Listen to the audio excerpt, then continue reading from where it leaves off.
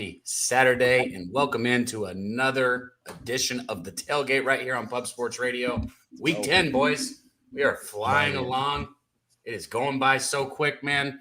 You guys in the chat, thank you for showing up. You could be anywhere in the world, and you choose to be right here with us. Hit the like, share the video, get it out. You know the deal. We don't got time for pleasantries. We got a lot of action today, and best bets coming from the boys. Guys, I'd ask you how you're doing, but I don't care. I just want to know what we're going to win money on today. So I'm going to go ahead and throw the first game up there. We got Vanderbilt taking on Texas, and I can't wait to hear what you fellas have on this one. Look, I bet Texas. It's not pretty. I don't like it. I hate Texas. You know I'm an Aggie.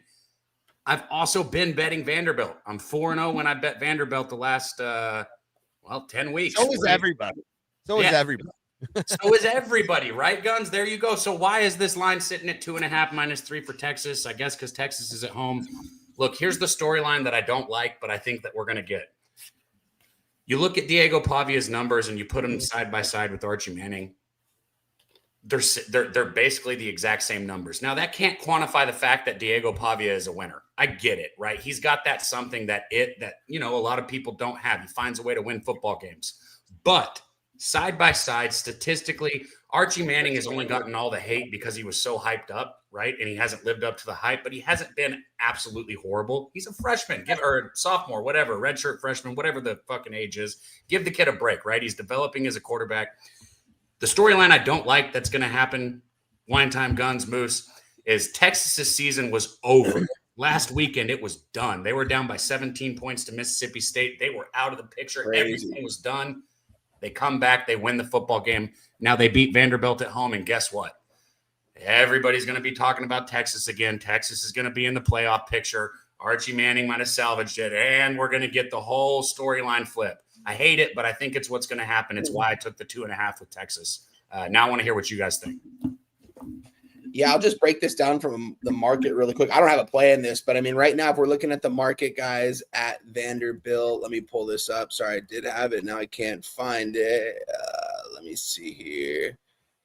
I can't pull it up near, so just take it away here, Moose. I got nothing on this game, but I know from a market perspective, it's kind of liking Texas at this point, seeing that they're a -3, and I think it's like 55-60 tickets split on them. So it seems like it's the sharp play here. But, I mean, I don't give Archie Manning a break at all. I mean, this kid's a redshirt sophomore, and this kid's made $10 million in his career, and he took his first couple snaps this season. He should be ready for the big moment. If he's not, get the fuck out. But I'm off this game. Nothing for me in this game. I'll be on the sidelines. All right, so with the market, right now you are seeing 52% of the tickets on Texas. You're seeing about 63% of the money on Texas. And with the other trackers, the Action and the PFF, it is also saying that there is money coming in on Texas, which is a little surprising to me. I would have thought that Vanderbilt, given their ATS success, would be taking on a ton of money here. But it has been kind of going back and forth. Even if you look at just the betting percentage history on Wager Talk here, the percentage does go a little bit back and forth with Texas and Vanderbilt. It'll be 52, 50, 51, 50. So it's kind of going back and forth. Bettors are picking both sides. I'm sure there's people that like Texas at home. I'm sure there's people that just love the Diego Pavia and the MILF train, and they're just going to ride that as much as they can, as much as I want to. And the thing that I can't get away from is the line functionality on here. Last year, it was a -17 at Vanderbilt, and now it's a -3 at home. Index loves Texas. Index has this as Texas favored by 7.5, 8, 8.5, 13, 21.5. There is a +4. There is an index out there. I'm not sure if it's Sonny Moore or Massey that does have Vanderbilt as a 4-point favorite on the road. I totally get it. The issue I have here is the market didn't really give me any lean one way or the other. Line functionality tells me Vanderbilt.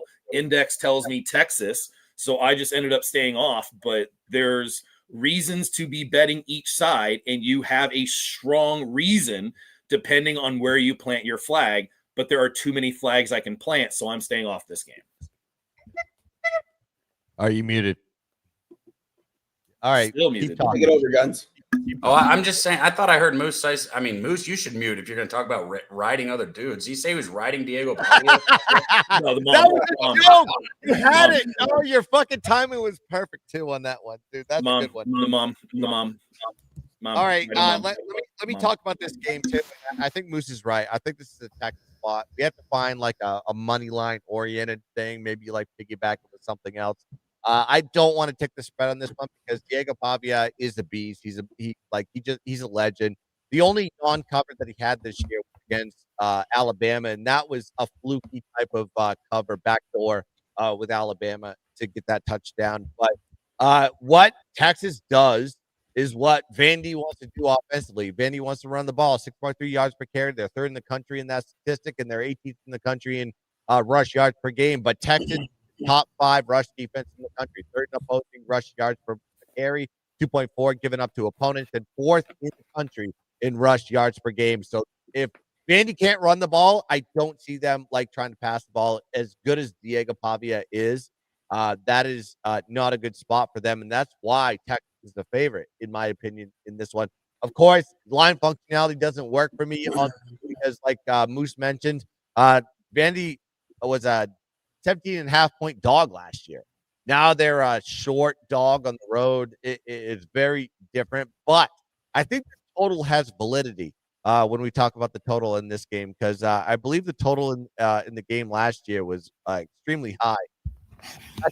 51.5. Now it's 47. So there is some narrowness of the line from game A to game B. So the under is Texas' home games, and mind you, Texas has not been at home in 5 weeks.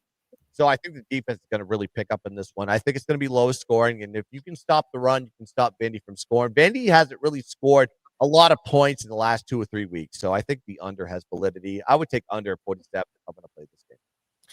All right, let's move on. You're muted still, Cab. Let's move on to our next. Not only have they not scored, they struggled to move the ball bad. And in the chat, they put it about Missouri saying, like, and you can go ahead and put the next graphic up, but they said about Missouri fucking being able to shut them down. Texas is going to be a much of a better run defense. Well, Missouri's got a good run defense, but Texas is going to be the best run defense they faced all year, especially at home, and especially with everything I said that quantifies how much this game should mean to Texas. Shout out to our guy Gorky. He dropped the $2 dono. Said Vandy. I know he's been on Vandy.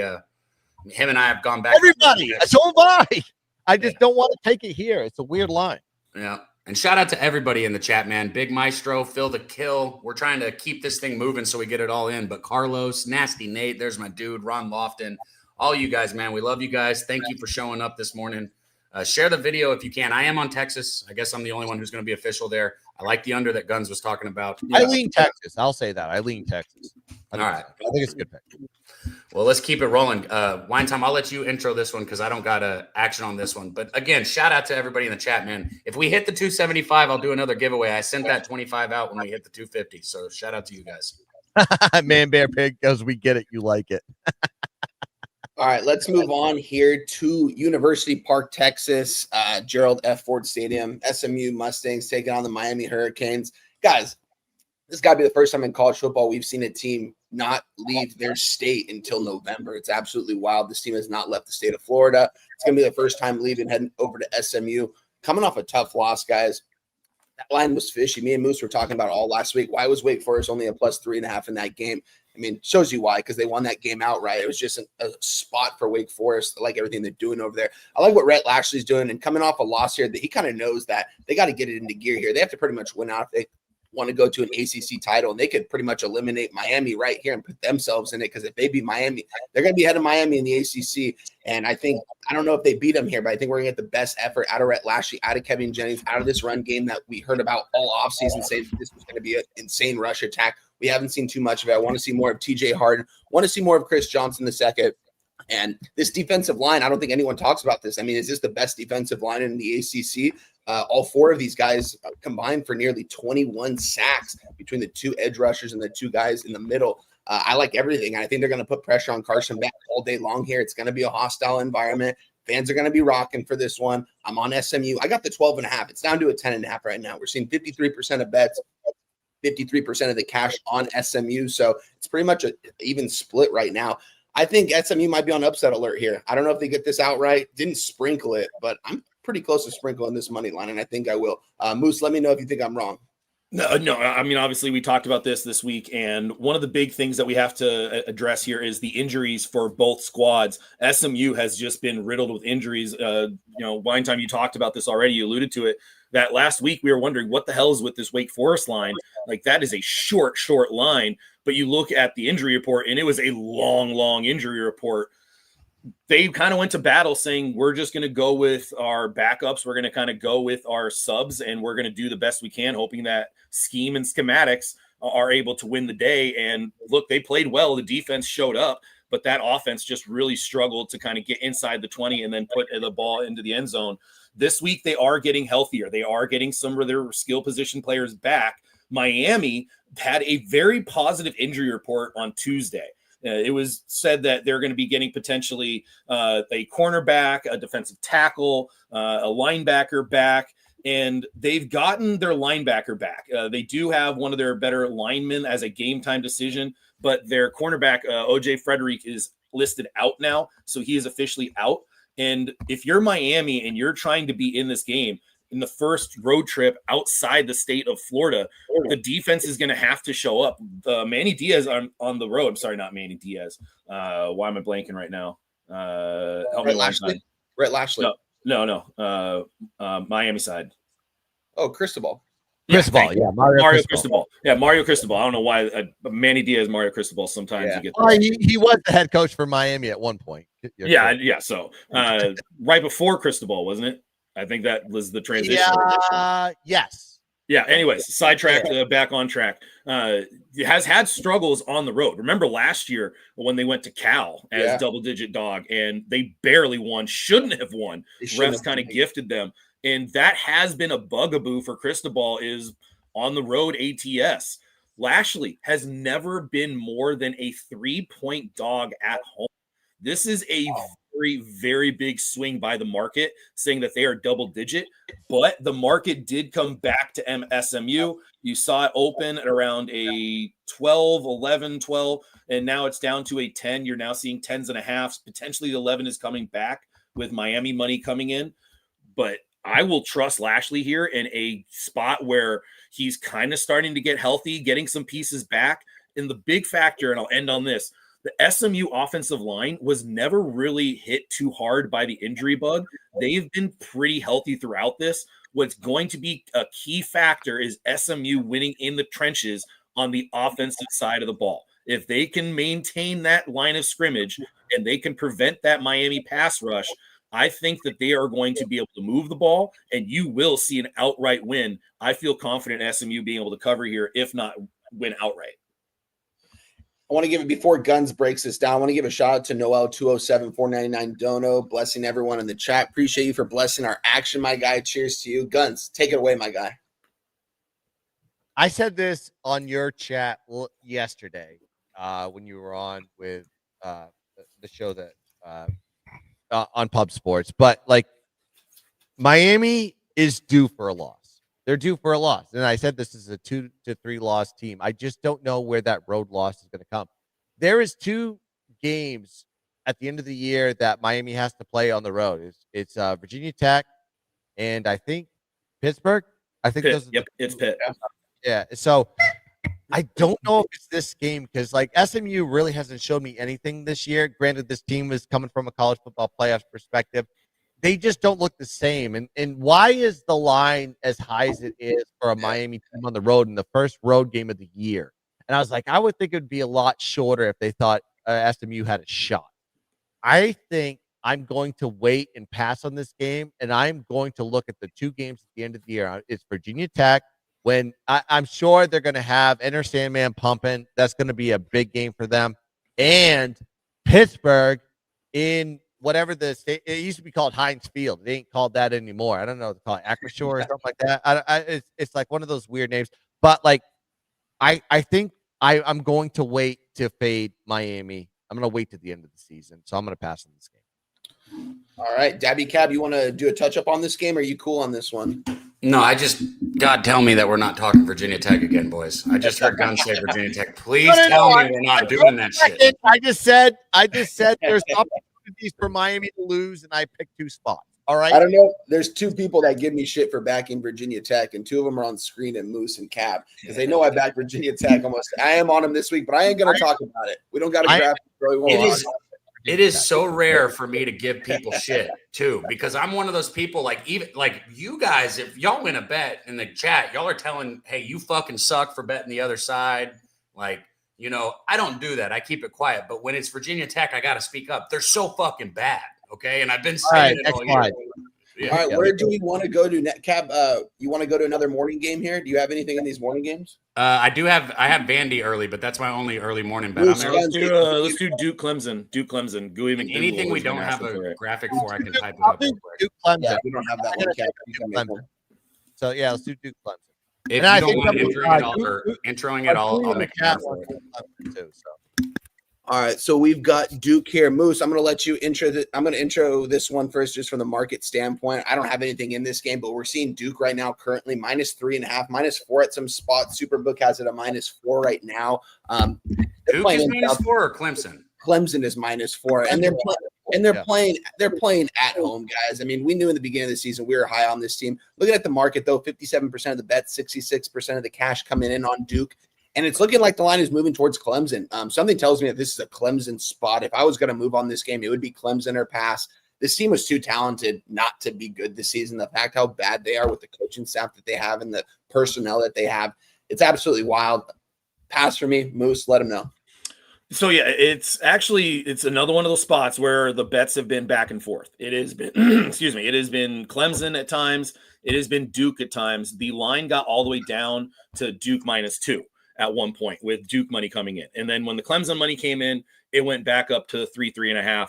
Let's talk about potentially the big issues here are the injuries for Clemson. Klubnik is expected to play. He is fine. Sweeney has gone on record saying he's good. He is normal. He is ready to go. But Bryant Wesco is done. He's out for the rest of the year. And that was a huge loss. If you just look at the receiving statistics, Wesco was leading all receivers by 130 yards over the next highest receiver. He had 31 receptions, 537 yards, averaging 76.7 yards a game with 6 touchdowns. The next highest was averaging 58 yards per game with only 3 touchdowns. But there is a significant gap behind the number 2 receiver, TJ Moore. The difference between TJ Moore and everybody else is about 200 yards. You had TJ Moore had about 26 receptions, averaging about 58 yards a game. And now they have his props set at 62. And with you're talking about a Duke secondary that does not have very good cover corners, they are much better at safety than they are at corner. If you look at how Duke is graded this year against passing offenses, against Illinois, they did very poorly. Against Cal, they played well. They played well at Cal. But it's also a freshman quarterback that's very inconsistent. So kind of grain of salt on that one. And then they kind of come back down to reality against Georgia Tech. Georgia Tech, Haynes King was able to make some very big third down conversions through the air. Look, Klubnik likes to lock onto a receiver. That is one major bugaboo about him is he will stare down his receiver and he will throw into coverage just to go to his primary target.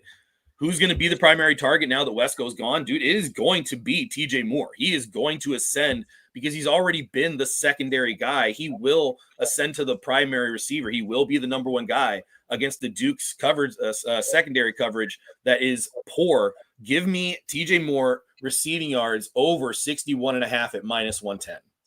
I like it. That's a good bet right there, Moose. I actually think I'm going to tail that because I think he's going to eat up today. I'm going to tail that right now. I love having somebody else doing the props.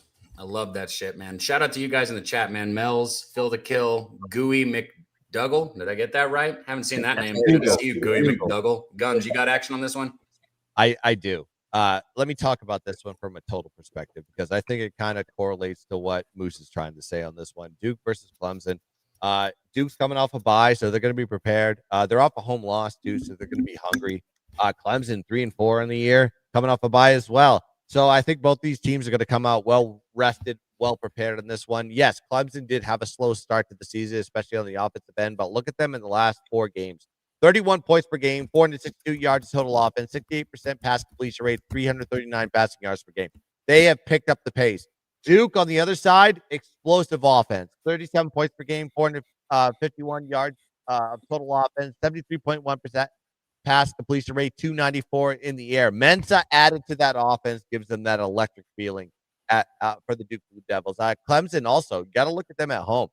They have given up a lot of yards to opponents in conference play. 35 to SMU, 34 to Syracuse. And this is the best offense they have faced all year, so I expect Duke to put up points. Also, Duke is 5-2 to the over this year, 2-0 to the over as a dog. Clemson, it has been more of an under team. I do get that, but the over has hit in the last 2 home games versus Clemson. So they're more susceptible on the defensive side to keep it low on the road, not at home. Expect points. Give me the over here at 55.5. Got the over. You got a Turnbuckle Tommy on that over with you. Shout out to Turnbuckle Tommy, man. Yeah, Turnbuckle Tommy, by the way, is a Captain Guncycle. So he was in my chat. I talked to him live on Instagram. So yeah, he's one of my guys. Yeah, you should fucking stream that on something else so that I can support one day. I'm not. So you need to go to Instagram. Bro, we'll go over that later, but Instagram is way too. It is way too encroaching. It sent my fucking Instagram to everybody in my fucking contacts list, including the people that I give pitching lists. I created a new one. I have a new one. So like Wylose_guns is not tied to anything of my life. So anyways, I digress. Let's go to your alma mater, Daby Cab. Let's go to Texas Tech, Kansas State. Okay. Did he make us a graphic for this one? I sent, by the way, I sent Jose. I even picked like gun belt games. I sent him to Jose, and then he again this morning. Hey, I didn't get them all uploaded, but I did what I could. Like, motherfucker, upload all the goddamn graphics that I send you. The fuck? Is he drunk again? Like this early? Probably. He said he said he's definitely getting plastered. Yeah, he's gonna have and motherfucker. 2 weeks. Like, oh, are you drunk? He drinks a couple White Claws on the weekend, Guns, so he can't control himself. I understand. I get it. It's okay. It's college football. Let's get into this game right here. Daby Cab, you want to intro this one? Texas Tech coming off their first loss, and that backup quarterback got hurt, right? Good news is they got their number one guy back here. They got their number one guy back here. Look, Kansas State, we all saw them lose the very first football game of the season. And the second. And didn't they? Well, I think it was the third, and then the second one was against like an FBS school. Oh, yeah, you're right. Yeah, they lost. Yeah, well, they look like shit is the point, right? They look like complete shit. But since then, right, and I've tried fading them, but since then they've started to look like a much better football team. Their defense has started to play better. Avery Johnson is starting to control the offense a lot better. And I don't like Avery Johnson. I've talked a lot of shit about him, but I can eat crow sometimes if I'm wrong. He has looked like a better quarterback. He has looked more like what they expected him to look like. His dad and his brother probably haven't been getting any fights after the game like they did week 1 lately. So this is a tough game. Sitting at a 7, obviously the part of the college basketball capper in me wants to go grab maybe a first half with Tech after a loss, thinking they're coming out frustrated. I'm not going to do it. I think Tech wins this football game, but I think it is close. And I think Kansas State has a chance at the end of the game to either tie it or at least backdoor cover. Wait, Daby Cab, that wasn't real, right? I thought that was just amazing. I thought that was like someone that looked like Avery Johnson. That was him and his dad didn't actually get in a fight, did they? Well, it wasn't Avery Johnson. It was his dad and somebody that was brother. And it was his dad and his brother. Oh, yeah, his brother. Yeah. That's okay. That's wild. And I thought for some reason I thought it was fake. That's crazy. I was okay with it because I had his rushing prop in that game. And for somebody who's sitting at 65% now on props for the season, losing my very first one hit me in a wrong way. So I was rooting for him. I was like, get him, bro. He should have rushed more. You're right. Yeah. As far as this game goes, guys, let me just break this down really quick. Let me bring up the market in this one. I don't know why it keeps disappearing on me here, but let's just get right into it. Texas Tech heading over to Kansas State. Kleiman's got these guys ready to go here these last couple of weeks. We've been on them. We've been making some money off of them. This run attack is good. You got Cleatless Joe Jackson in the backfield. You got Dylan Edwards. Avery Johnson, Cab, you said it. I was talking shit on this guy all offseason. Beginning of this year, this kid's not that good. I don't know if he can get much better. He is playing some pretty damn good football right now. If you look at his numbers, he's definitely going out there. He's definitely a gamer too. He's got weapons on the outside like Jace Brown and Jaron Tibbs. The defense has stepped up a lot recently. Texas Tech, listen, this team is going to be in the Big 12 title when it's all said and done. I think they sneak out of here with a win, but I just think 7.5 points is way too much with Kansas State. I got a 7.5 on Tuesday. It's at a 7 right now. We're looking at the market in this game. I did have it up here. Kansas State. Here we go. 51% of bets and 70% of cash on Tech. Yet the line is moving towards Kansas State just a little bit because I was able to get a 7.5, and we're down to a 7 right now. I like this still. I like Kansas State. I think they stay within a touchdown in this game. I'll keep it short and sweet. Give me Kansas State +7, +7.5, whatever you can get. Hell yeah. Gun or Moose, what you got here? Yeah, I'm going to be right there with Wine Time. The market is, again, kind of doing that back and forth thing. The half of it's on Tech, and then half of it is on Kansas State. But let's talk about the injury to Morton very quickly, because he did have off-season shoulder surgery, but this is his calf that he's been dealing with, and that's not going to affect his throwing motion all that much. But to kind of parrot exactly what Wine and Cab have already talked about, Avery Johnson's improvement has been significant. We saw earlier in the season that he was making much better throws. His throwing motion was a lot better. They brought in a new offensive coordinator, and that has helped significantly with getting receivers in better open spaces. I mean, really, the two receivers, Brown and Tibbs, have just been phenomenal, and they've really come on lately. This is an offense that has traditionally been ground and pound, kind of beat you into submission. But recently, it is, more this year, it has been a passing aerial attack, and it has done very well. Texas Tech, obviously, they are one of the better defenses in the conference, and they're turning into one of the better defenses in the country. But they're still that kind of, what about them on the road? When they went up to Utah, they kind of got Utah in a really good spot. And the line last year, I believe, was a 14.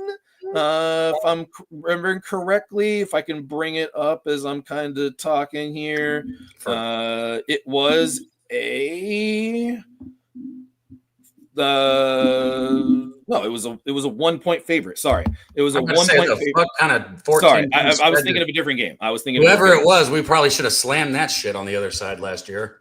Well, I forgot. There was one game that I remember that it was a 14, and now it's a 7. I think I remember what game it is now. It's the Florida game. We'll get to that in a little bit, because I had Kansas State and Florida were almost the exact same type of bet to me. They had very similar line functionality, and they were very similar in their kind of their progression. But anyways, back to Kansas State. Last year, it was Kansas State as a 1 point dog at Texas Tech, and now they're a 7 point dog at home. Obviously, that's not exactly the best feeling in the world, and this is me kind of going against line functionality a little bit, but the market and the index do like Kansas State here quite a bit, and I'm going to take the team that is progressing and getting better against the team that is very good, that is trying to meet expectations. So give me Kansas State as a +7.5 and sprinkle the money line. Let's go. Shit, if you guys all kumbaya on this, Guns, I might have to go on Tech. I'm just kidding. I'll pass. Next line. You're gonna pass? Okay, good. Thank you, Guns. Let's go to our next game. Moose took my time, so should we go to the largest cocktail party ever? Yeah, the greatest cocktail party on earth with football. One of these days, we're all gonna fly out here to this game, and we're gonna go. Not gonna fly out and have. By the way, shout out to my guy Mark. The tailgate. Moose is at this game right now, and he's gonna black out and send me like his dick pics all the time. Yeah, this is I think my number one bucket list game. I think this is. I love my number one. No, this is a destination trip for the four of us. We have to do that. I'd be down. All right, guys, Georgia, Florida. Daby Cab, you're an SEC guy. You know what I mean? I want you to start this one off. Let the people know what you're on in this game. Okay, I didn't bet this one, but I want to. Listen, I get the appeal with Florida. I think Wine Time, you're on Florida. Moose, you have a Florida hat on. I get it. I do. Georgia has for 2 years been underwhelming. They've played football games for the first half of the game like shit and had to come back at the end of games and win for 2 years now. But all that being said, we're still looking at a Georgia team that has one loss to Alabama in a game that they very easily could have won, right? This is still a top tier, not just SEC football team, but college football team, okay? You can't take that away from them. We saw Georgia against Ole Miss. Now I was on Ole Miss and it pissed me off, and I can say Ole Miss should have covered all I want.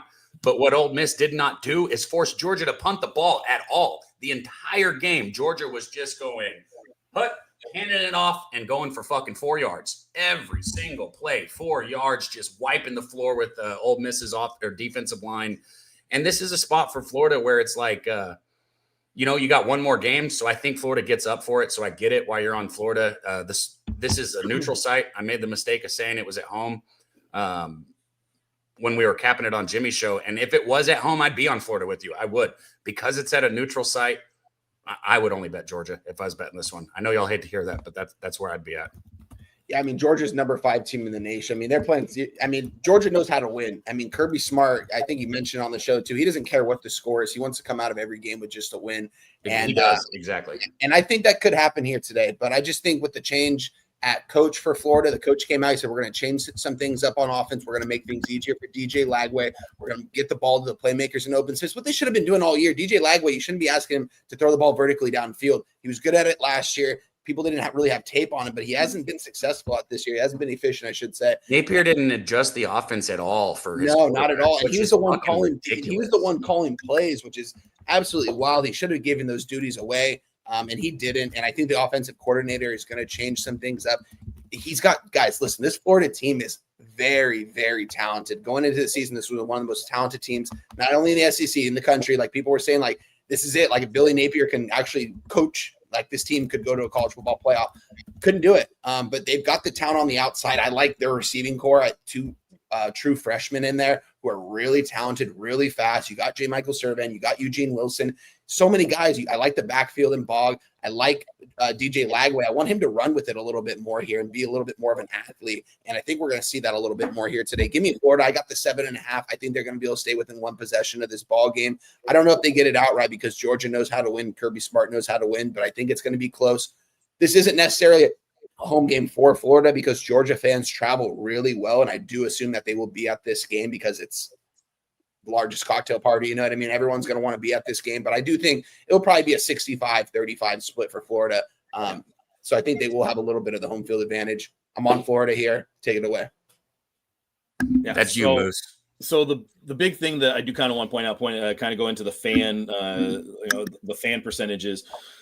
Georgia is still going to be a 6-hour road trip. I mean, a hell of a road trip. Would probably do that in a heartbeat, but it is a much shorter distance from University of Florida to Jacksonville than it is from the University of Georgia to Jacksonville. So there is going to be a little bit more Florida love out there, but there's still going to be a substantial Georgia presence. Like you will hear the Georgia fans when Florida has the ball, but you'll hear more of Florida when Georgia has the ball. The thing that I really liked here is the line functionality, which is going to be a plus 14. It has actually been double digits the last 4 years. The last time Florida was a single point dog was in 2020 when we, of course, did not have all that many fans. The SEC, if you remember, did a kind of like a soft opening for their SEC where they allowed some fans in, but not all the fans. So there was that underdog. But since then, the underdog score has been 14, 23, 14.5, and 15 last year. And in those double digits, Florida is 2-2 ATS. But then all of a sudden, with Napier being fired and all the turmoil going on at Florida, the line dropped to a 7, and you had money coming in on Georgia for a good majority of the week. There was money coming in on Georgia here. If I pull up the percentages here now, you have 70% of tickets on Georgia and 87% of the cash on Georgia. And that line has not moved. I mean, it has been 7.5 the entire time. Napier's problem, he had small program mentality with top tier talent. That was not a good fit. You could tell from the beginning that this was not working out. When they started to improve last year, all he did the beginning of this year was let's run it back and do the exact same thing. You can't do that in college football. You can't do that in the SEC. I really like what the changes that are going to be happening today. Give me Florida. Give me a sprinkle on the money line. Chomp, chomp, baby. Let's go. Let them know, Guns. What are you on in this game? You know what I'm on. I got a better hat than Moose does. All right. Oh, that is good. That is nice. I like that. It's Florida. It's a Florida spot. And let me tell you what. That's sick, dude. Florida's. You got to look at Florida's offense. Napier is gone. that actually is a benefit to the team. Sometimes when you have a coach that is kind of like creating a toxic environment, a la Brian Kelly, the teams do get better, right? And what has happened is Bill Napier was more of a run-oriented coach coming from ULL. The passing game has kind of picked up, right? Their pass completion, their pass play percentage is gone up to 54.5%, which is 27th in the country. And that will continue to go up because I think this team is going to pass a lot more. They got 6.8 yards per play, and then they have 267 yards per game in the passing game. And why I say that is because Georgia, very good run defense. They only give out three yards per carry to their opponents, but their pass defense is so weak, and that has to do a lot with the fact that it can't get to the quarterback. They have a 3.1% sack rate. That is 130th in the country. If they're not putting pressure on the quarterback, guess what happens? You can sit there with a Barker lounger and just wait for a wide receiver to get open, and all of a sudden, boom, bang, pow. And by the way, you have a quarterback that can move inside, outside the pocket to create time if he needs it. I don't think he's going to need it today. And they have a 53% pass play percentage. So a lot of teams do pass against this Georgia team, and 82nd in the country in opponent pass yards per game. So Georgia's pass defense is not the same as what we used to know from Kirby Smart. And I know that Georgia is 7-1 straight up in their last 8 versus Florida dating back to 2017. But guess what? This is the first time that Florida has been a single-digit dog to Georgia since 2017. They've always been a double-digit dog. So line functionality kind of fits in there. I don't know if Florida's going to win this game. I really don't. But I think that the motivation in this game is highly on the Florida side than it is on the Georgia side. Georgia may just win by 3, but I think Florida's going to stick around. So give me Florida plus 7.5. Yo, I'm sorry, but it's funny. I gotta do it. Justin said, just because they wear a Florida hat, they think they're going to cover. I mean, money also would say that. Money also speaks about that too. So, all right, hey fellas, we got a special guest backstage who wants to talk this game, guys. I'm going to go ahead and intro and bring in our guy. You guys see him everywhere here on Pub Sports Radio. By way of Virginia, now making his home in San Antonio, Texas. Our guy, Jose Bouquet. What up, Jose? How many beers you had? None. I haven't had any, but I don't have anything to say about this game. It's White Claw. I've told you that. I thought you were on Florida. Oh, yeah, he drinks pina coladas like a gent. All right, well, Jose's going to join us here for the next one. Is there a game you want us to talk about that we haven't talked about already, Jose? That's a great question. I'm assuming you guys have talked about Texas Vanderbilt. Shout out to the Longhorns. I'm on the Longhorns -2.5, -110. Have you guys talked about the most contentious game of the week, Oklahoma, Tennessee? Let's bring it up. I had it right here. Let's go right to it. No. I like to have 4 on screen, but if Guns comes back, I'm staying here because you're going to say something stupid. I'm here to make Daby Cab feel better about his bet. By betting Oklahoma? Let's find out. Daby Cab, I want to intro this game. You're an SEC guy. This is your conference. You want me to intro this game? I got you one time, but I'm surprised you want me to intro it knowing that we're on opposite sides here. Look, how do I start this? This is year 2 for Oklahoma in the SEC. They need to go back to the Big 12. They should never have stepped up and played with these big boys. Give me one team that they beat that's a good football team. I'll wait. They beat Auburn? Did they? Auburn's not that good, actually. But hold on. Yeah, they're not that good, but did they beat Auburn? Guys, let's be honest. Auburn got that game ripped away from them by the refs. They fucking fired a dude that had been an SEC ref for how long after that game because of it was the Georgia game. But still, that Auburn game was, and I'm not an Auburn fan, that was one of the worst officiated games I've seen ever in my entire life. So really, Oklahoma should be. It was pretty bad. Really, Oklahoma should be 5-3 right now. If we're being completely honest, Oklahoma should be 5-3. They're sitting with the 18 ranked in the nation, same rank they had coming into the season. And I remember looking at that 18 at the beginning of the year and thinking, what the fuck did Oklahoma do to earn this? There is no excuse for them to be ranked 18. And then Mateer has a couple good games or decent games, and everybody's all, oh, Mateer's the godsend that's going to save this program.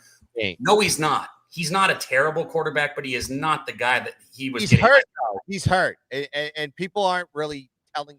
Like, he's playing very hurt because a different quarterback than he was against Michigan than he is now. And I think he got hurt in that Texas game. He looked bad. Agreed. So Mateer's not the hype. Look, and Ole Miss gave you the fucking program. Stretch the field, get the ball out of your quarterback's hands, okay? Oklahoma's front seven is one of the best in college football. I'm not going to take that away from them. Oh, yeah. Stretch the field, get it out of your quarterback's hands. Don't sit back there for 4 or 5 seconds, and we're good. Oklahoma's secondary, average at best. Oklahoma's offense, below average at best. Knoxville, the night after Halloween in a blackout game, absolutely electric. Doesn't get more intense than this. The fans are fucking ready for this game. I got Tennessee all the way, all day, every day. All right, there's Daby Cab. Yeah, I'll get right into this one. I have a question for you guys, though. Who has Tennessee beaten this year on their schedule that impresses anyone? Arkansas by 3 points, Mississippi State. They should have lost that game outright if anyone actually watched that game. Beating Kentucky. I mean, everyone's beating Kentucky. I think Oklahoma has played a better schedule here. And I think this defensive front is going to be a problem for this Tennessee offensive line and for Joey Aguilar, a guy that's turned the ball over his whole life in college football. And he's done it this year as well. He's just been able to capitalize on explosive plays. I think Oklahoma is going to come out here with a good defensive game plan. Listen, who has the better offense here? I'm going to say it's Heupel because he's an offensive-minded guy. We know Oklahoma defensive-minded coach over there, Venables. I just think this defense, it's a big difference. I mean, Tennessee's defense is trash. I think Oklahoma is going to be able to score on them. I don't know if Tennessee is going to be able to score on Oklahoma here. I got the 3.5 earlier this week.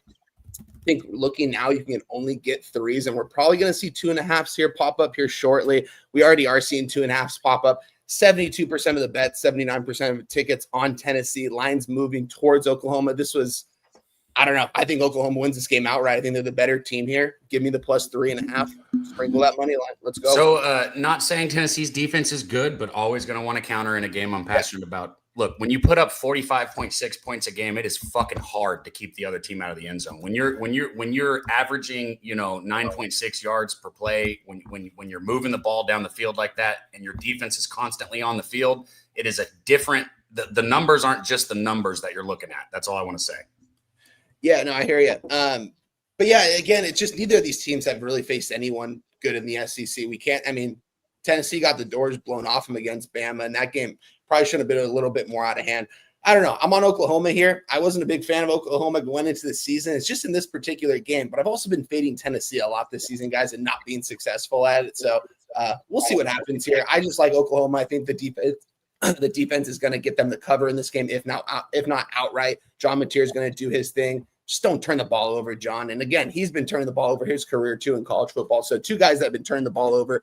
I'm not scared of this defensive front from Tennessee. Jose, let the people know that you are on Oklahoma or Tennessee.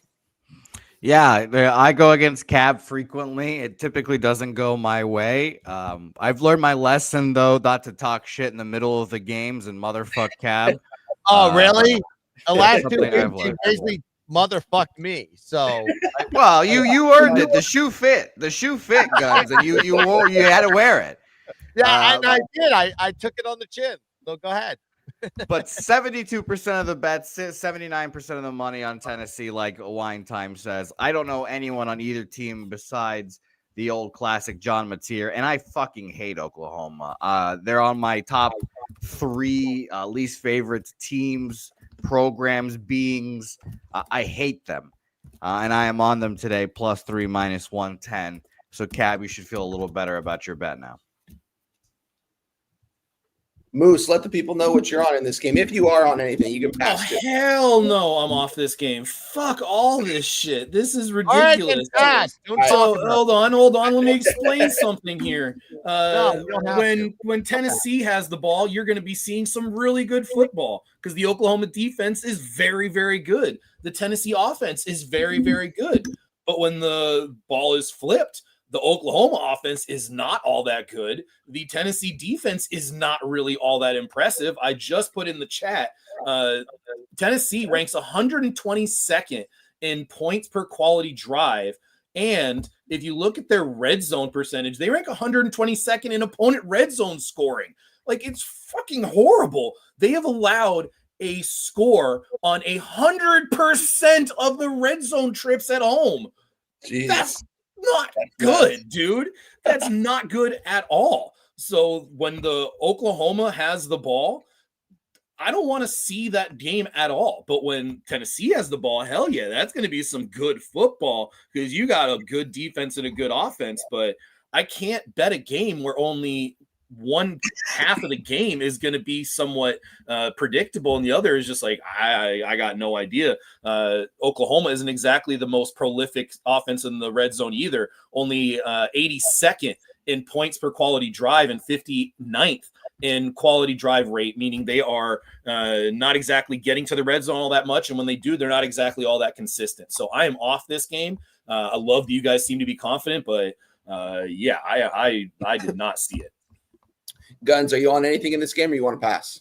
Yeah, for someone who didn't have a play, he talked for fucking 4 minutes. You know how I Yeah, because I got info, dog. I got info. Like, if I don't have a play, this is what I'm going to do. I do have information in this game, but who cares? I don't have a play. Next slide. People that are listening care. Yeah, people that are Let's listening. go right. Yeah, but you had fucking 4 people already talk about this goddamn game. They gave the information. That's all. All right, guys, we're going to Lincoln, Nebraska here. This, I don't really actually have too much in this game. Does anyone have anything in this game? I do. I do. All right. Well, I'm going to let Jose. I do. Daby Cab is back. Let me get off because I'm nothing in this game. Daby. Yeah, you are. Try and keep it at 4. I'll let you. You got all the numbers and all the fucking the market that everybody thinks is so important, Jose. So I'll let you intro that part if you want. I'm gonna prop here anyways, but go ahead. Intro this one for us. Yes.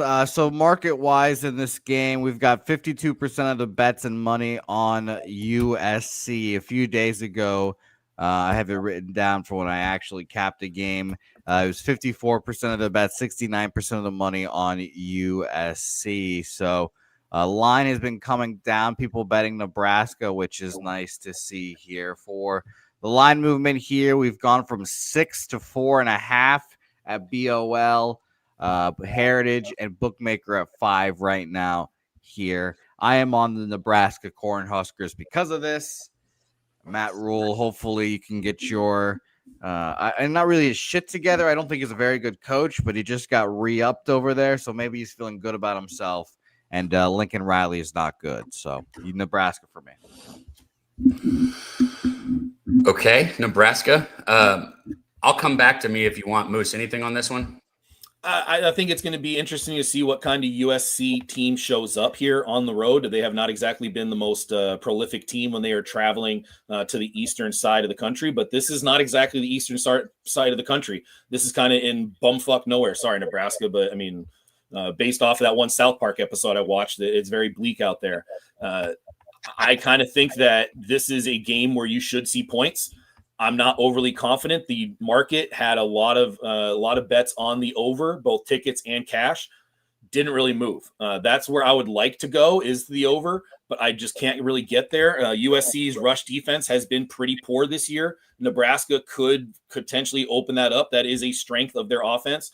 I don't trust Dylan Raiola, so I'm off of this game. Guns? This is Nebraska all day long. They're going to win this game outright. I mean, this is Nebraska all day long. Plus 4.5. I think it opened at 7 and it's dipped down to 4.5 and just continues going on the downward spot. Here's what you need to know, and I'm going to give you some trends on this one. I'm just going to talk full trends. I'm not really like 100% a trend guy, but I think this is a checkbox that we need to understand. USC is 1-15 straight up in ATS every time they cross a time zone. That is Central Time Zone and Eastern Time Zone. 1-15 straight up in ATS.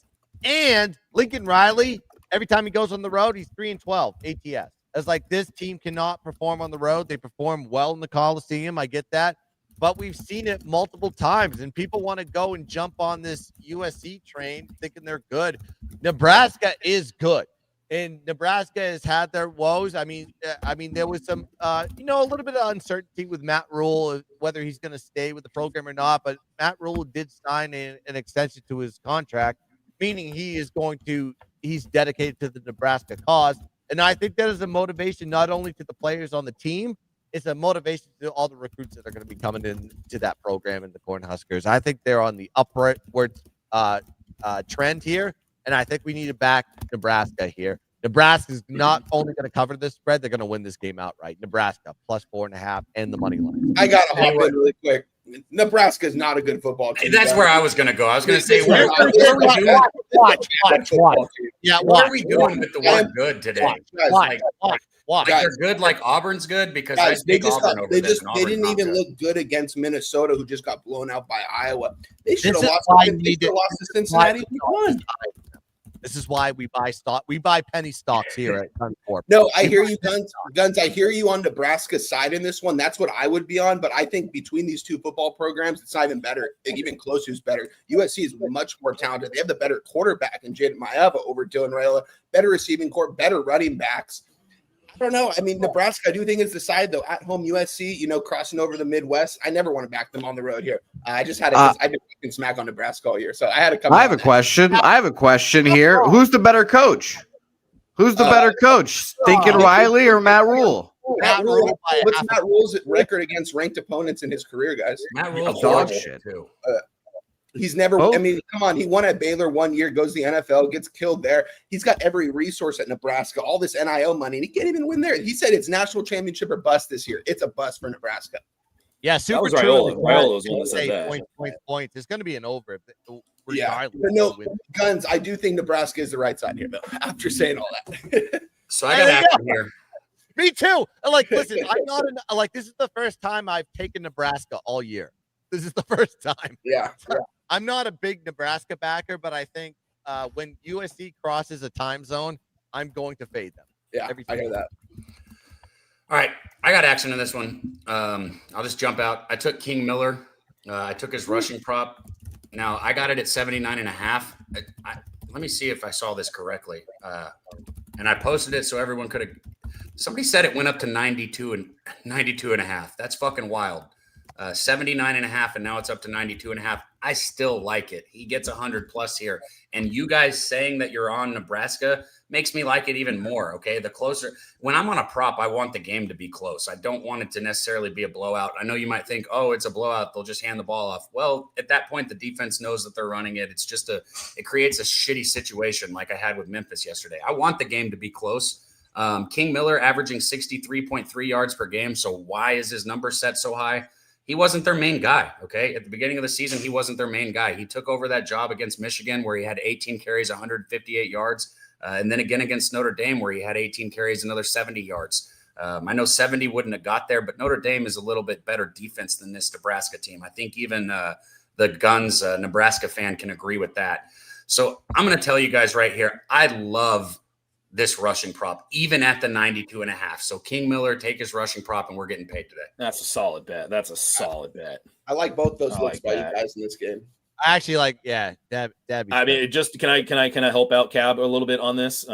Just to make all right. So you're talking about USC running the ball. Nebraska ranks 105th in EPA per rush. That is one of the worst marks in the country. Hell yeah. That's great. I love hearing that. Sorry, I just dropped my phone and started clicking buttons. They're one of the worst EPA against per the rush in the country. Yep. One of the worst EPA per rush in the country, ranking 105th in the country.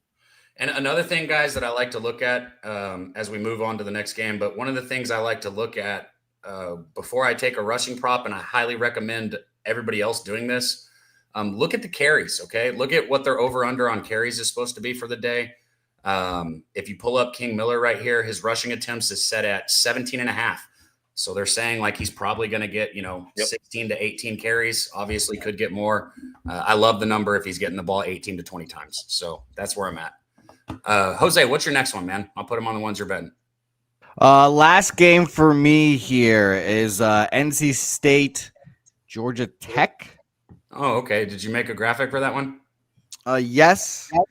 By the way, Cab obviously didn't tell you guys what time he sent me all the games last night, but it is fine. That is still my fault. No worries there. NC State. What was it? Like fucking 2:30? It's not that bad. Yeah, 1 in the morning. In the evening? God damn. 1 a.m. Yeah. So don't worry about that. It's fine. Still my fault. No worries. Agreed. But Your let's fault. talk about this game. Georgia Tech is a team that I've bet against and lost here before in my system which is just betting the unranked team against the ranked team or the lower ranked team against the ranked team, which is fucking elementary school stuff, but it's been working here.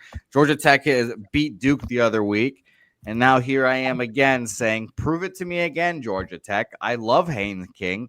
He is very fun to watch. This team is, a good time, but 68% of the bet, 64% of the money is on Georgia Tech here, and the line has creeped towards NC State here. We have, let me find it again, opening up at 6. BOL has 5.5. Bookmaker has 4.5 here. Another Bodog has 5. So hopefully the line will keep coming down a bit, but I'm believing in NC State here. I'm taking them plus 5.5, minus 110. Okay, so going against the Heisman hopeful Hayes King, what he's up to like number 2 or 3. Dude is way boosted up on that sheet, man. Shout out to the 215 people on YouTube rocking with us. Between X and YouTube, it's like 350. If you are on X, jump over to YouTube, hit the sub button on Pub Sports Radio, and share the video, guys. If we hit the 275, which we obviously can do it, I'll do another giveaway. Thank you guys for rocking with us. Guns, you got anything on this one?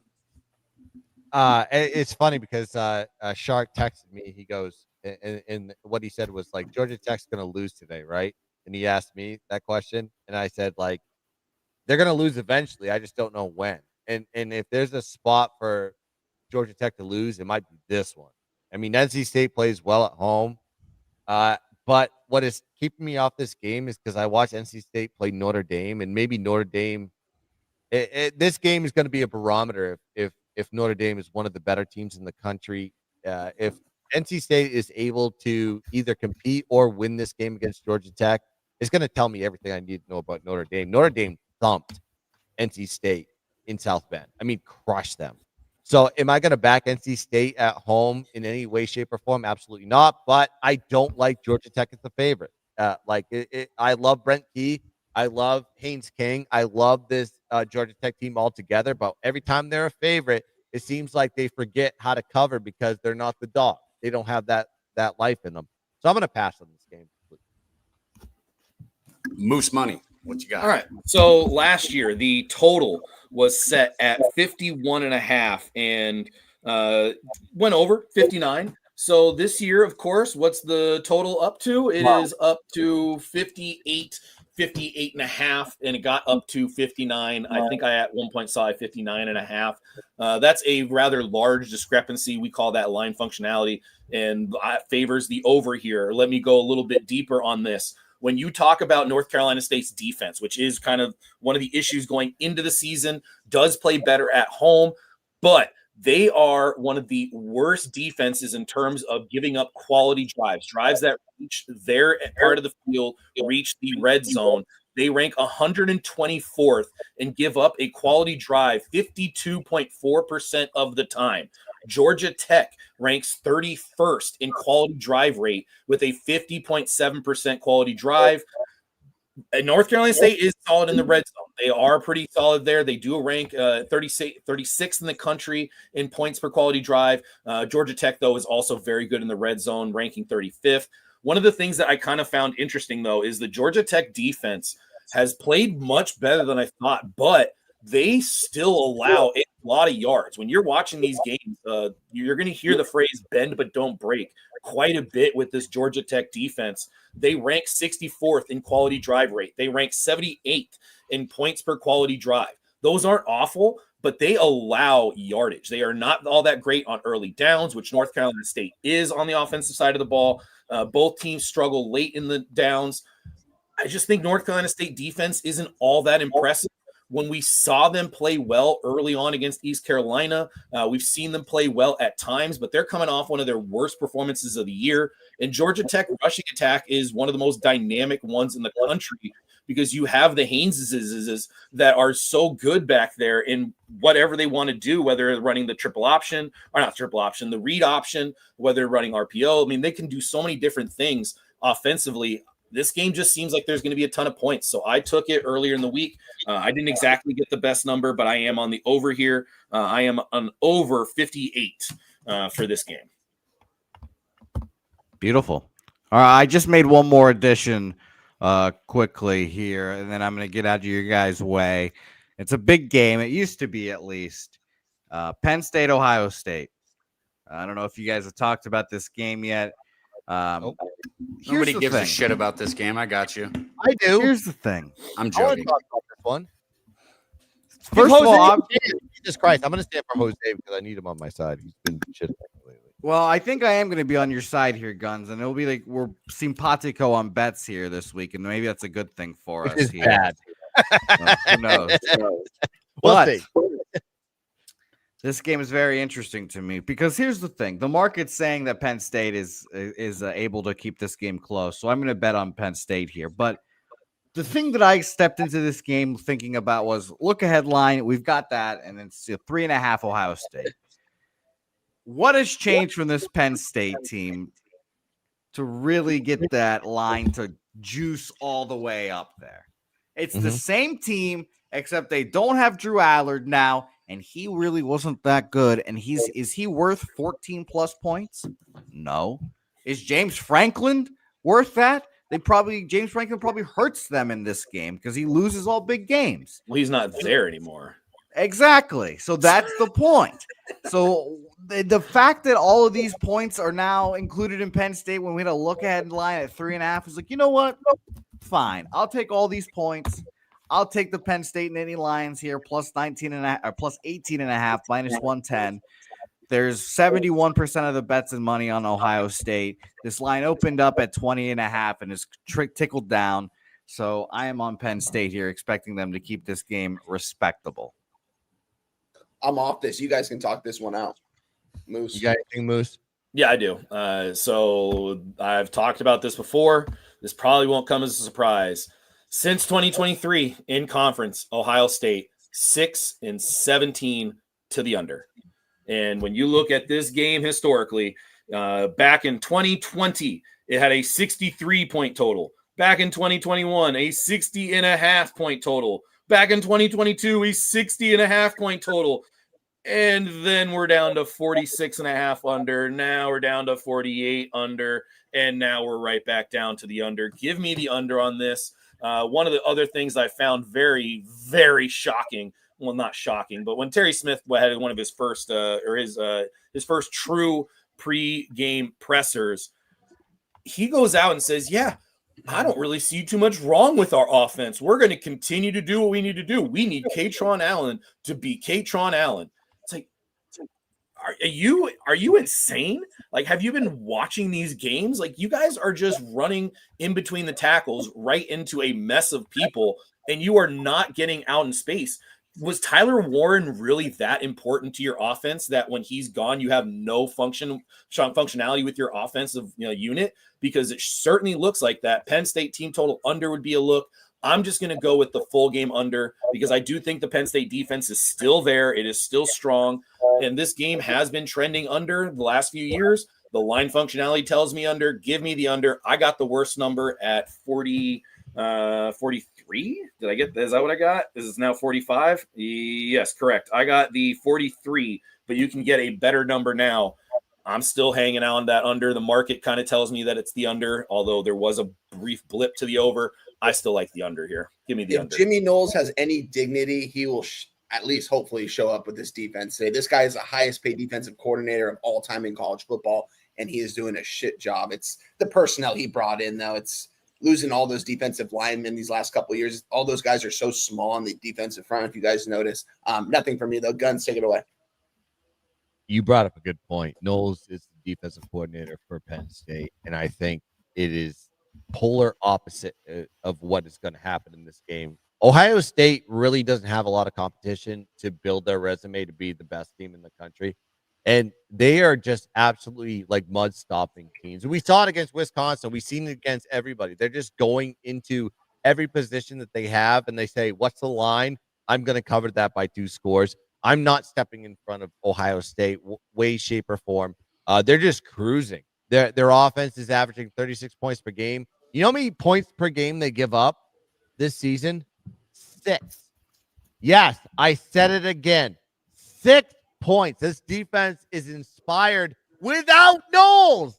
They're playing better without Knowles because my former defense coordinator from the Patriots is taking over that defense, by the way, and he's doing an exceptional job there. And people thought that was a bad hire. Look what's happening now. I mean, he's working with less product and he's getting this job done. But I'm not going to be back at Penn State ever right now. They're 1-3 ATS in the last 4 games. They're 0-4 straight up.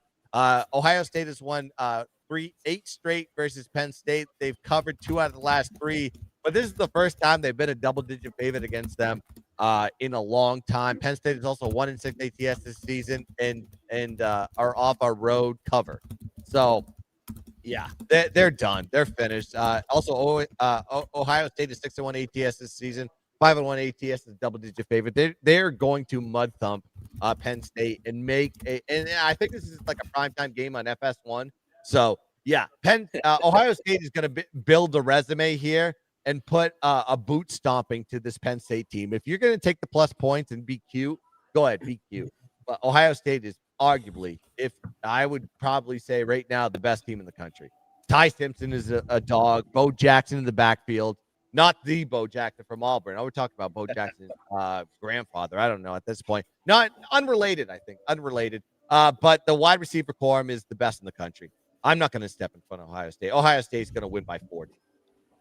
All right, guys. Call me the cute capper, Guns, next week. Call me the cute capper next week. I can't wait for you to have 3 White Claws and start talking some shit. Jose, you got anything else on this card before you get out of here? We got a couple guys backstage. We got to get out of here at the 30 mark, so we've got about 20 minutes to go. No, I'm done here. I'm done here. Wine time. Thanks for having me, gentlemen. I will admit I'm going to a Halloween party tonight, so my lips will be polluted and out tonight. So if I ask for Guns Picks phone number at some point tonight, guys, you guys know why. Know why. Actually, you know what? Give it to him. I want to be. I need the chip talk going into Sunday. So yeah, good. So I can't wait. Thanks, guys, for watching, and we'll be back here obviously tonight for the UFC stream, and then Sunday morning for NFL Pub Hub. So shout out to you guys. Good stuff, Jose. Thanks for stopping by. Let's see here.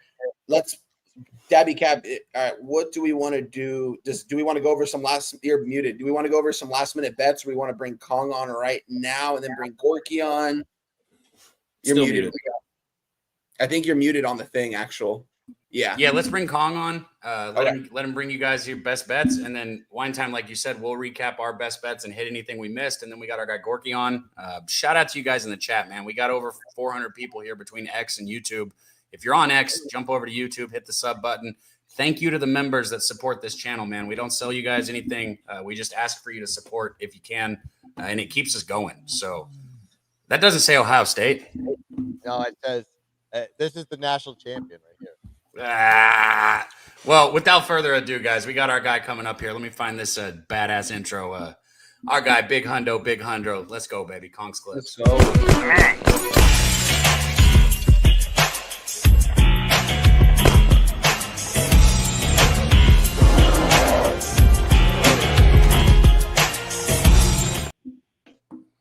Kong, what up? What up?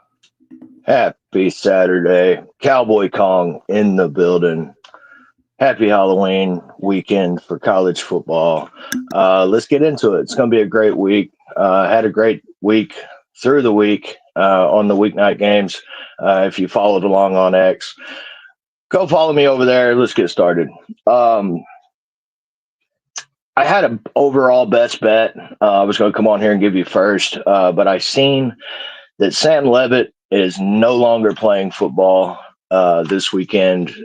So you know who their backup is. It's Jeff Sims, the worst quarterback to ever grab a football. I'm on Iowa State. Iowa State minus 7.5. I expect that number to move before kickoff. Jeff Sims is that bad. Go ahead and take Iowa State and lay the 7.5 at minus 110. So that's kind of tied with my other best bet of the weekend. I'm on Texas Tech, laying the 7 at minus 110. I think Kansas State's going to have to run the ball like they do to put up points. Texas Tech is giving up 2.19 yards per carry. That's the number one defense in rushing against in the country. I don't see K-State being able to move the ball very well on the ground. And if you force him to stand back there and throw the ball, I think it could get ugly early. Baron Morton coming back. He is the quarterback that is supposed to be in this Texas Tech offense. I'm laying the 7 with Texas Tech at minus 115. I laid the 7.5 with Texas Tech at minus 107. I played the Texas Tech double result at minus 115. And my Texas Tech minus 7, that is a very big play for me. We'll just say we have a couple of units on that spot. Moving on. Georgia. Laying the 6.5. Well, it's 6.5 now. I laid the 7 last night. I think it's good through 7. I think this Florida team's checked out. They kicked Billy Napier off the bus. He is no longer allowed to coach. I just don't see another coach being able to come in and change things enough for this Florida team to be able to come in here and beat a team like Georgia. So I'm laying the 7, the 6.5, since you can get available now. You're getting a better number. I think you lay it with Georgia here. Vanderbilt plus 2.5 at plus 100. Gave it out Monday on Medicate Monday. I think you grab plus money wherever you see it in this game with Vanderbilt, whether that be the money line or the plus 2.5. Arch Manning is starting, which is, in my opinion, better for Vanderbilt backers. Arch Manning has been terrible, and I think this Vanderbilt defense gets through to him.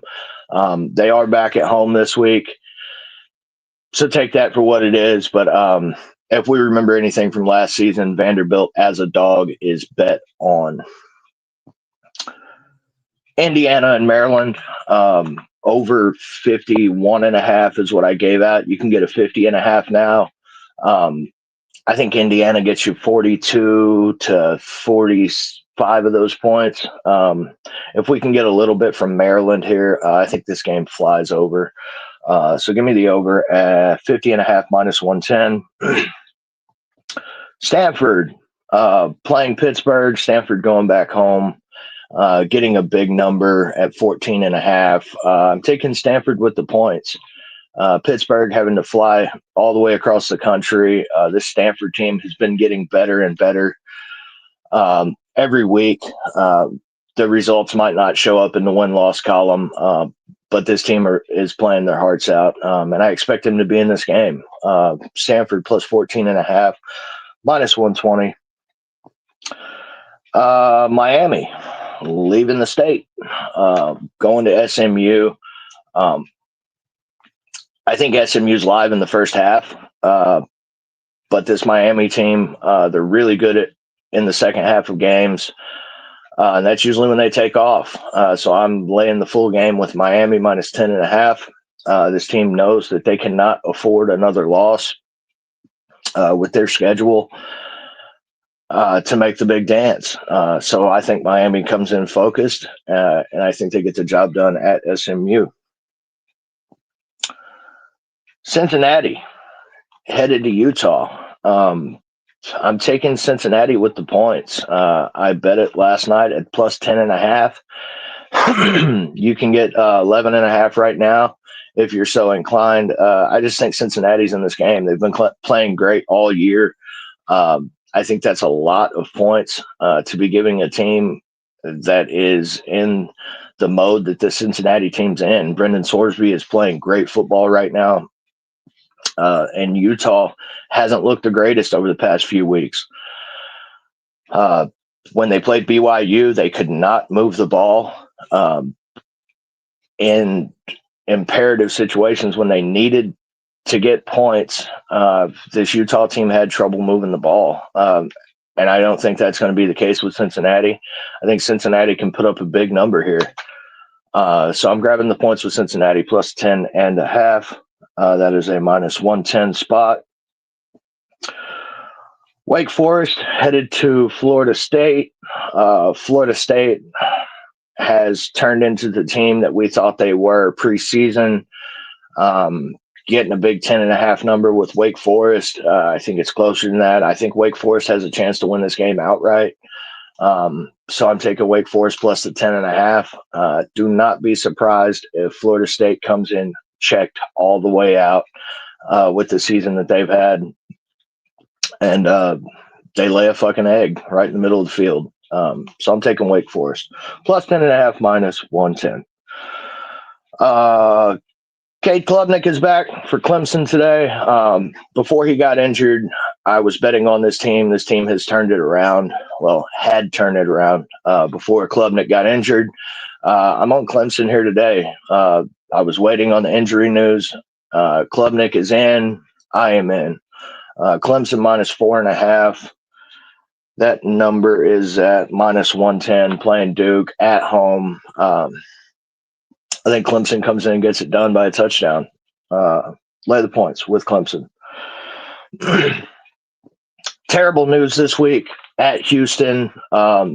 Houston has a coach that has been battling cancer.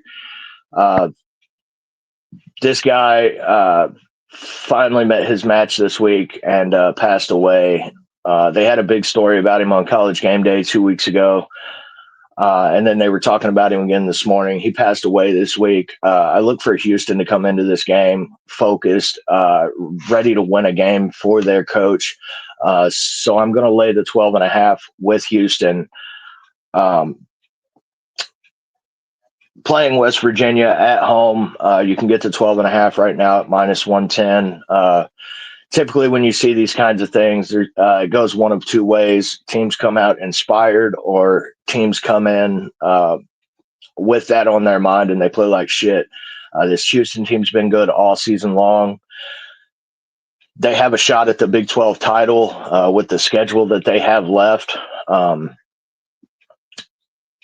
I look for Houston to potentially make the Big 12 title game, and we could see a Texas Tech Houston Big 12 title game later on this season. But today we're on Houston minus 12.5.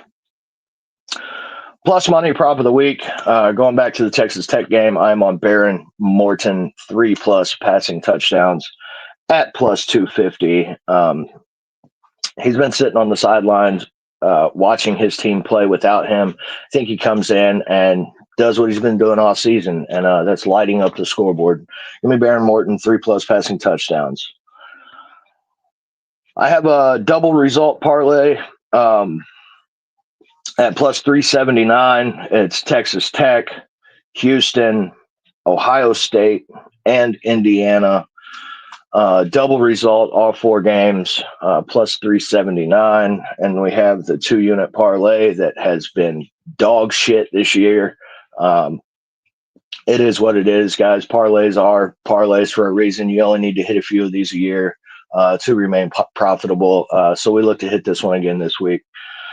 2-unit parlay is Vanderbilt plus 3.5, Indiana minus 20.5, and Texas Tech minus 6.5 at plus 459.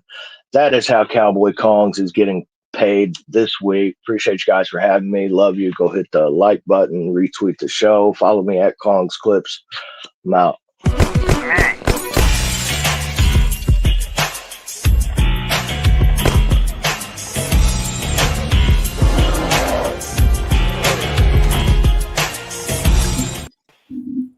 Oops. Wow, fuck. Hold on, I'll find it. Shout out to our dude Kong, man. Always bringing the heat. I love Kong, and I'll say it right now. Great cap, great breakdown. You got to fucking speed it up, dude.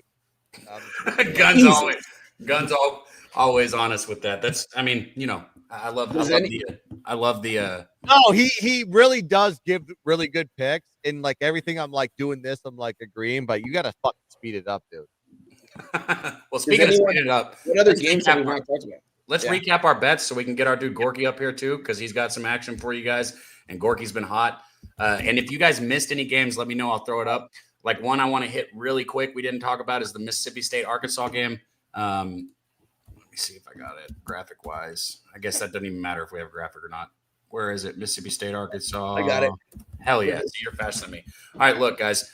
It's almost been an auto bet for me to take Taylor Green's rushing prop for the last 2 years. I told everyone last week to stay off because Auburn's defense does not fuck around. Now, if I was, really goated, I would have taken the under on Taylor Green's prop because I was staying off, and I should have. He didn't get there last week. We are right back at the well today. Okay, this is a Mississippi State Arkansas game that has got a total sitting at 66.5. Right? They expect a ton of points, as do I. And when there's a lot of points put up by Arkansas, Taylor Green's going over 61.5 yards rushing. Okay, they're like I can go into more about it, but there's no reason. Taylor Green over 61.5 rushing yards, and I got 2 units on it. Did you guys have anything on this one? I do. Yeah, I'm on it. Hit it. I do too. I have a take, but let's go. Yeah, I'm on Mississippi State here. I am taking I had +5 last night. The market definitely likes Mississippi State here. Index is kind of indifferent to it. What I kind of like here is you have two programs on kind of two different trajectories. Mississippi State did have that hangover from losing Mike Leach. I mean, totally understandable that there was going to be hangover from losing potentially one of the best coaches in the country. I mean, there are so many Mike Leach stories out there. One of my favorites is when he decided that halfway through the game, his players weren't allowed to sit down. Dude, I love that. He was fucking psycho, man. He was at Tech when I was at Tech. I mean, not exactly the best person, but in terms of coaching, that's been one of my rules is like, look, if you have competitors out there competing, you shouldn't be over on the bench, like sitting down and like having a nice cup of Gatorade and chilling. So that was like, I mean, that stroked me really nicely right there, seeing that shit. All I remember is him talking about the players' fat little girlfriends and putting one of the ESPN analysts' kids in the shed to just sweat it out.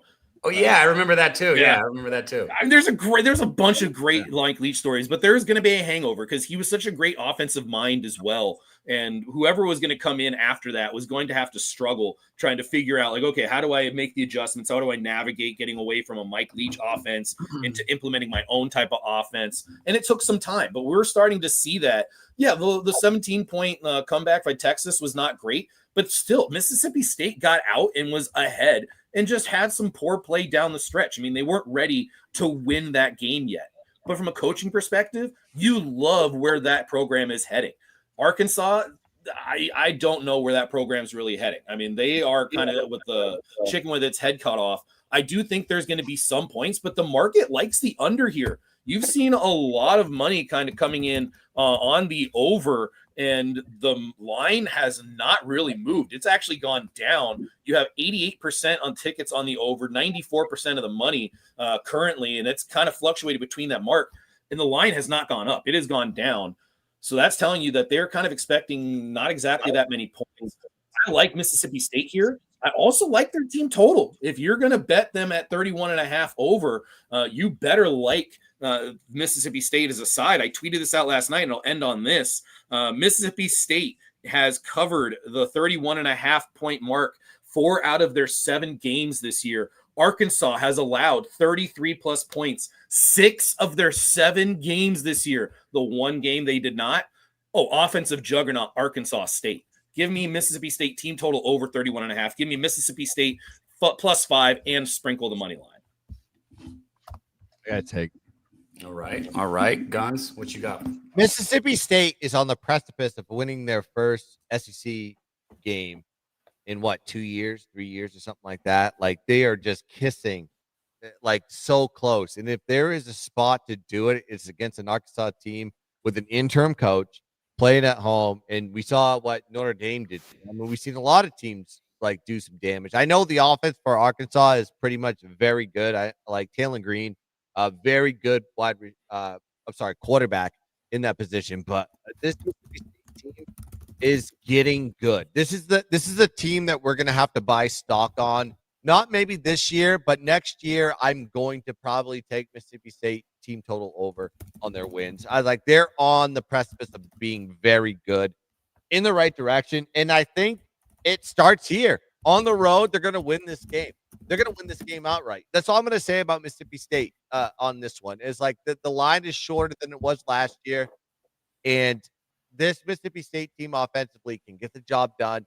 They really gave Texas Texas the win on a special teams touchdown and a couple of fluke type of touchdowns where like they controlled the game for probably 3.5 quarters, and they're going to absolutely dominate Arkansas today. I'm sorry. I mean, Mississippi State or nothing. That's how I play this game. It's not an official play from a VIP perspective, but I really do believe that Mississippi State is going to get an SEC win within the next 3 weeks. I'll say that. All right, nice. All right. So Taylor Green and then Mississippi State love. Let's hit our bets real quick, guys. I'll go quick with mine because we're stretching it. I did take the Texas -2.5, -115.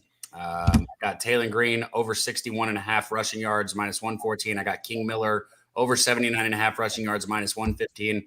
I was told it's at 92.5 now. I still like it. I got Tennessee -3 at -108. And that's it for me right now. You're muted.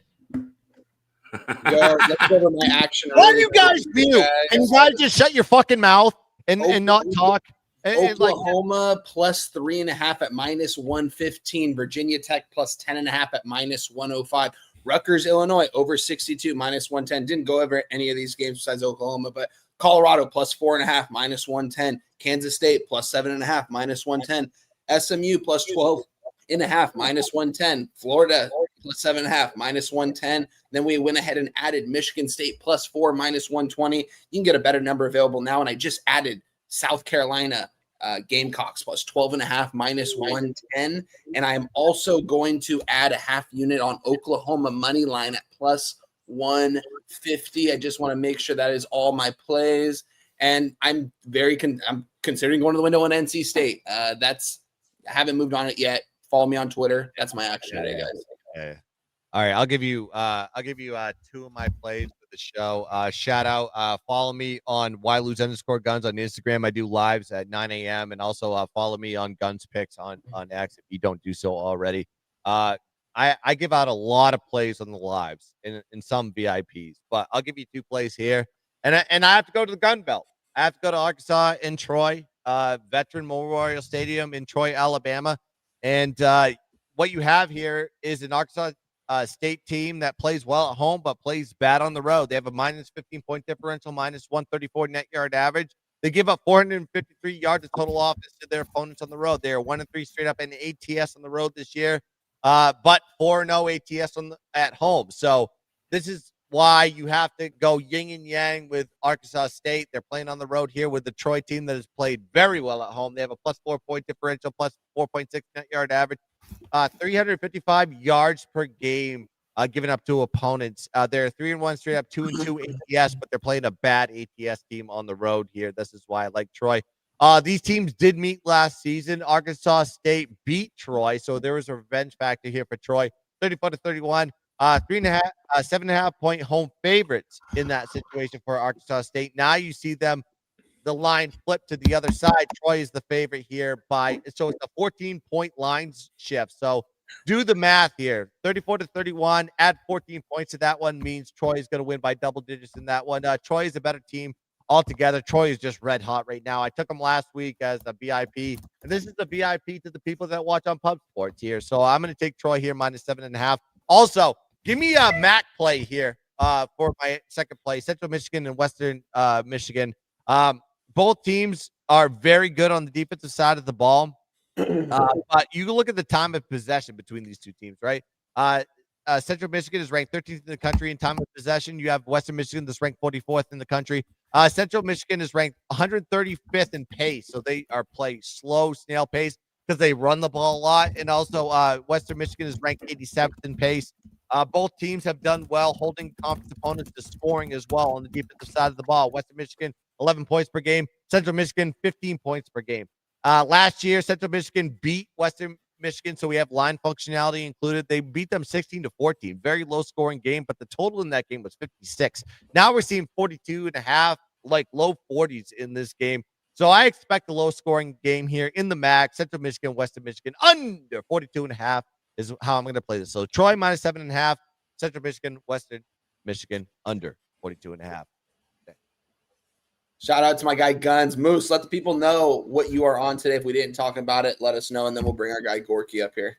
I'll be quick. Only game I did not talk about was Army Moneyline. I do like Army this year. If you remember last year, the Army game was the genesis, the origin story behind the Air Force offense that we see now with Sharka back there. I do kind of like Army. Army has had Air Force's number. They have won 4 of the last 5. They do own the series. Air Force, I believe, has the trend in the series, but Army has recency bias on that. So I like Army money line. The other plays that I have here, just recapping my action, would be Penn State, Ohio State under 43, SMU plus 11 and a sprinkle on the money line, Kansas State plus 7.5, sprinkle on the money line, Georgia Tech, North Carolina State over 58, Florida plus 7.5 with a sprinkle on the money line, Mississippi State plus 5, Mississippi State money line sprinkle, Mississippi State team total over 31.5, and TJ Moore receiving yards over 61.5.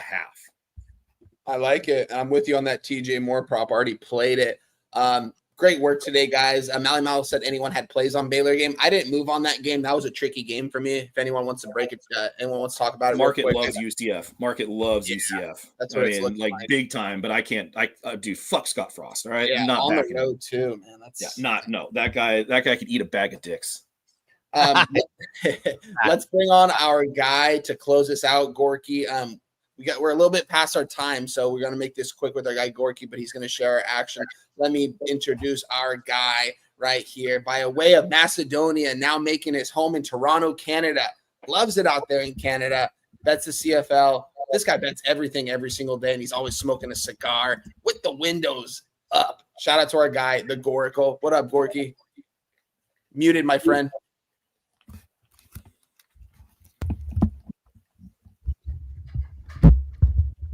I think you're good now. Yeah. I said the window is closed.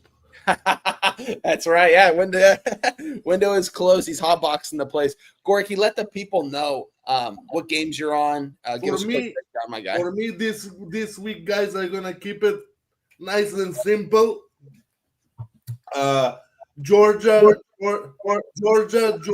Tech, and Utah is the parlay. And you can write that down. You can tell me on it.